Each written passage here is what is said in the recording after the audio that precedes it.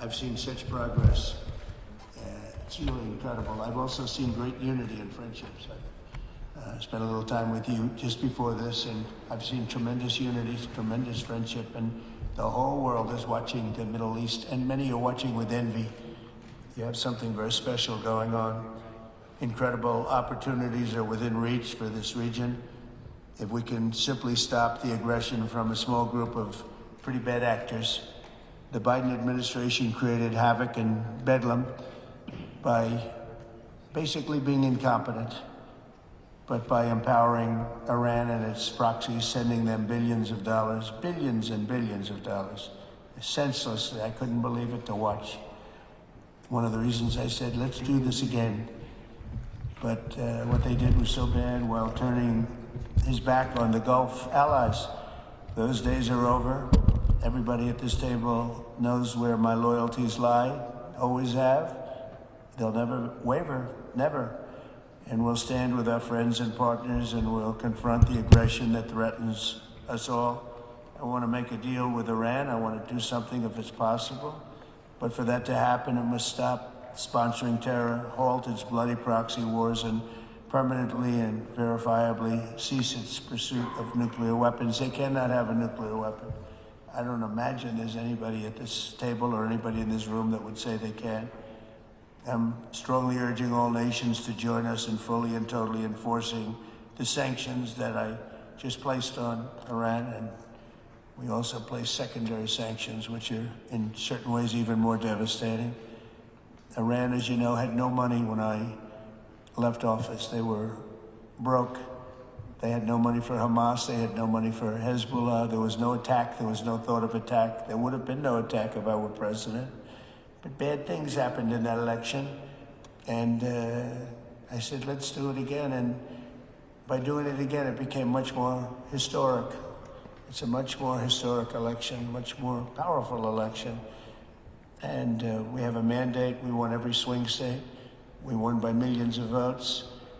We won 2,750 districts, we call them districts, out of a total, if you look at the number, it was 2,750 to 505. The whole map was red meaning Republican. So I will say recently we launched strikes on more than 1,100 Houthi targets in Yemen, as you know. And last week they agreed to stop. They don't want to be targeting our commercial ships anymore. And they said, that's enough, that's enough. We'd done about 52 days, 52 nights. It didn't end. We just put in a budget of $1 trillion. It's our biggest budget, military budget, we have ever put in. And the United States is very, very strong right now. It's amazing. In a short period of time, we've been there 100 days. And in a short period of time, we've done what a lot of people don't do in 4 years.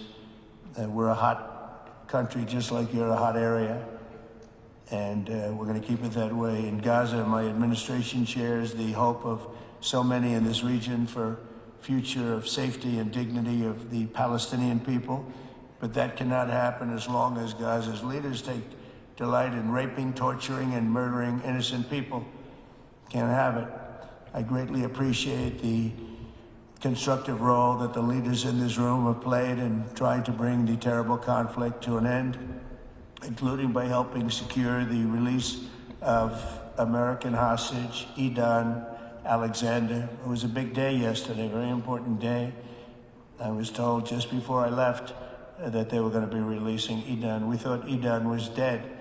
3 weeks ago, they said Edan was no longer living. And it was a very, very good thing. Ultimately, all hostages of all nationalities must be released as a stepping stone to peace, and I think it's going to be happening. A lot of things are happening. A lot of very positive things are happening on every front.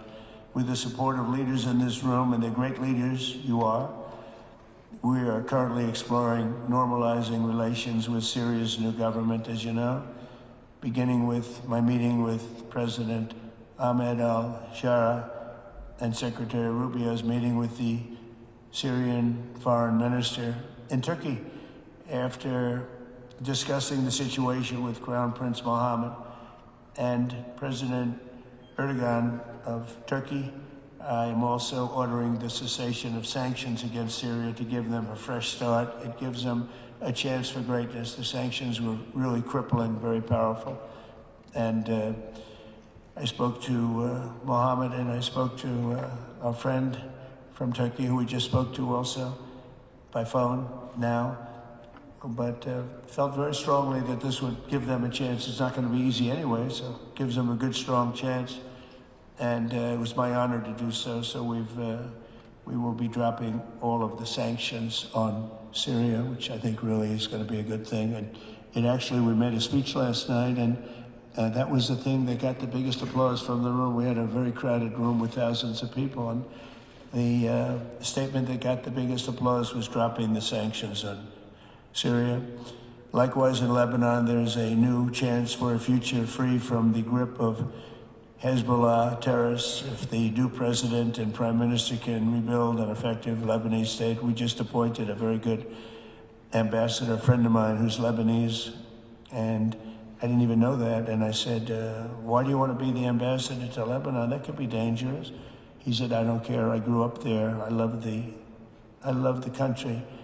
And I don't care if it's dangerous or not dangerous. I want to do that. And he's a very capable man, very successful man from the United States. And he's going to be your ambassador. He's going to do a great job.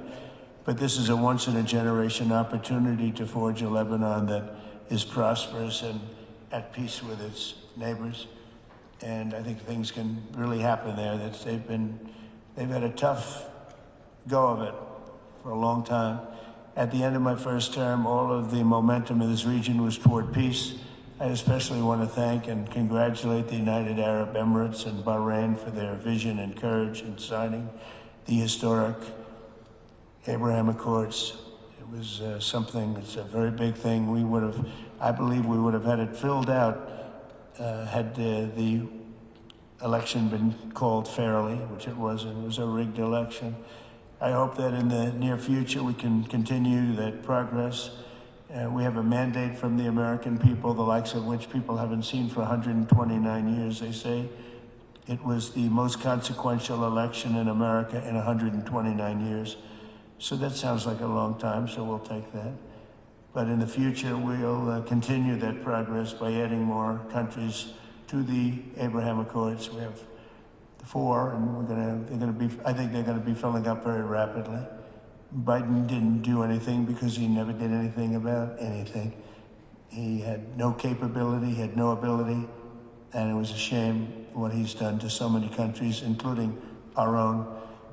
We had an interesting fact. About a year ago, there was a story that we're having a hard time getting enlistments into the military, and it was at the lowest level almost ever.